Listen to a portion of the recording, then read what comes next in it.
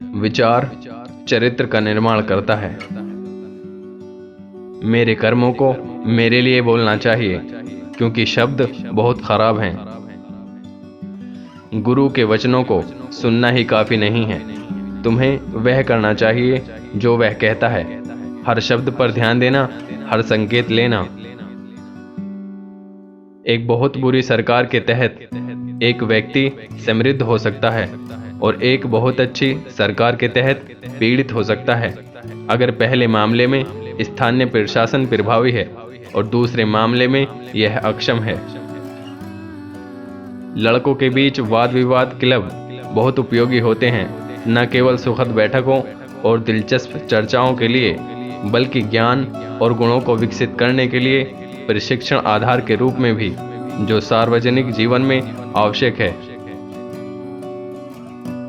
कर्म हमें हमेशा के लिए पुनर्जन्म में लाता है, हमें जन्म और मृत्यु के चक्र से बांधता है।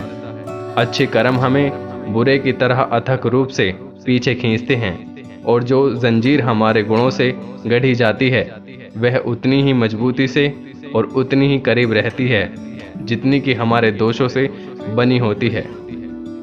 एक मिथ इतिहास की तुलना में कहीं अधिक सत्य है, क्योंकि एक इतिहास केवल छाया की कहानी देता है, जबकि एक मिथ उन पदार्थों की कहानी देता है जो छाया डालते हैं। मृत्यु के बाद हम पृथ्वी पर अपने जीवन के दौरान उपयोग किए गए सूक्ष्म शरीर में कुछ समय के लिए सूक्ष्म दुनिया में रहते हैं, और जितना अधिक हम इसे नियंत्रित करना और बुद्धिमानी से उपयोग करना सीखते हैं, उतना ही हमारे लिए मृत्यु के बाद बेहतर होगा। जन्म और मृत्यु के चक्र में चलते हुए मनुष्य जिस दुनिया में विकसित हो रहा है वह तीन है: भौतिक दुनिया, सूक्ष्म या मध्यवर्ती दुनिया, मानसिक या स्वर्गीय दुनिया। बिना सोचे समझे कोई बुद्धिमान राजनीति नहीं हो सकती।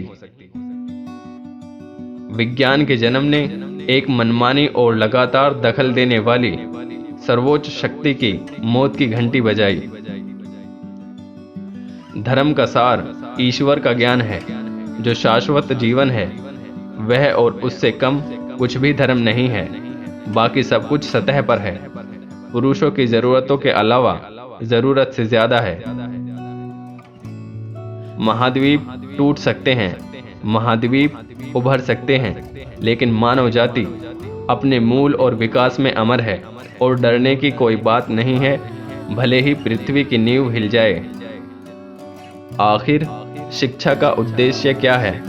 शरीर को स्वास्थ्य, शक्ति और अनुग्रह में प्रशिक्षित करना, ताकि वह सुंदरता और मन में भावनाओं को सटीकता और शक्ति के साथ व्यक्त कर सके। किसी देश के अतीत का सटीक ज्ञान उन सभी के लिए आवश्यक है जो इसके वर्तमान को समझेंगे और जो इसके भविष्य का न्याय करना चाहते हैं। खाली दिमाग वाले ट्रिपलर, जिन्होंने कभी सोचने की कोशिश नहीं की, जो उनके पंथ को अपनाते हैं, वे नास्तिकता को बेईमानी से जीवन और शातिर इच्छाओं के परिणाम के रूप में बोलते हैं। भारत के लिए एक सामान्य धर्म संभव नहीं है, लेकिन सभी धर्मों के लिए एक समान आधार की मान्यता और धार्मिक मामलों में एक उदार सहिष्णु भावना का विकास संभव है। आपको हमेशा किसी धर्म को उसके सबसे अच्छे रूप में लेना चाहिए, ना कि उसके सबसे बुरे रूप में, उसकी उच्चतम शिक्षाओं से, और ना कि उसके कुछ अनुयायियों की निम्नतम प्रथाओं से। जब शरीर मर चुका होता है तब से अधिक जीवित कभी नहीं होता, परंतु वह अपनी इकाइयों में जीवित है और अपनी समग्रता में मृत है। एक कलीसिया के रूप में जीवित, एक जीव के रूप में मृत। ब्रह्मांड का संविधान क्या है?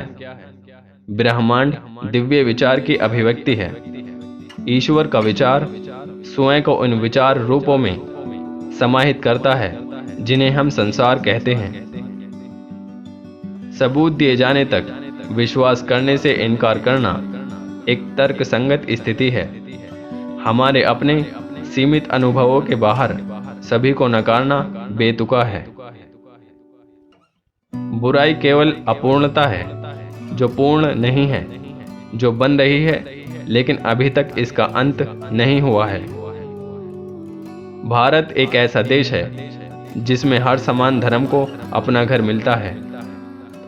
मेरे लिए बचपन में कल्पित बोने और सभी प्रकार की परियां बहुत वास्तविक चीजें थीं और मेरी गुड़िया वास्तव में बच्चे थे, जैसे मैं खुद एक बच्चा था।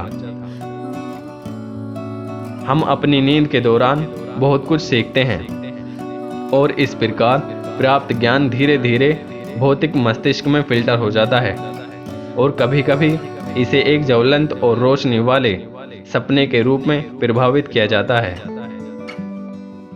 हिंसक जुनून पर कोई टिकाऊ चीज नहीं बनती। प्रकृति अपने पौधे चुपचाप और अंधेरे में उगाती है और जब वे मजबूत हो जाते हैं तो ही वे अपना सिर जमीन के ऊपर रखते हैं। जैसे कोयले की गर्मी कोयले से अलग होती है, वैसे ही स्मृति, धारणा, निर्णय, भावना और इच्छा मस्तिष्क से भिन्न होती है, जो विचार का साधन है।